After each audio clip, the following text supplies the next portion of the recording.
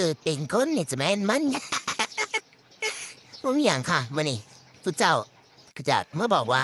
อาบน้ำสระผม เออในระหว่างที่รอลูกค้ากับแบบว่านี่แหละเอฟูเป็นไงล่ะพูดแล้วนี่ในระหว่างที่รอลูกค้านะคะกะเฮ็ดผมไปนะจ๊ะนี่ขอโอกาสให้เราได้อาบน้ำสระผมนิดนึงนี่เป็นยังไงในระหว่างเหมือนว่าง ก็ว่างนะนะคะทุกคนนี่เป็นไงจ๊ะเป็นจากสันล่ะเป็นคือเก่านั่นล่ะก็อุยุอันเนี้ยคือเก่านั่นล่ะค่ะก็รวบคือเก่าบ่ว่าสิเฮ็ดสูงผมได้ก็รวบคือเก่าค่ะนั่นออเดอร์ก็มาแล้วค่ะออเดอร์มาแล้วหนึ่งนะคะลูกค้าก็อยากเป็นกาแฟผสมโอวัลตินก็จัดไปค่ะนี่กาแฟผสมโอวัลตินหวานน้อยจวดแล้วป้ายนี่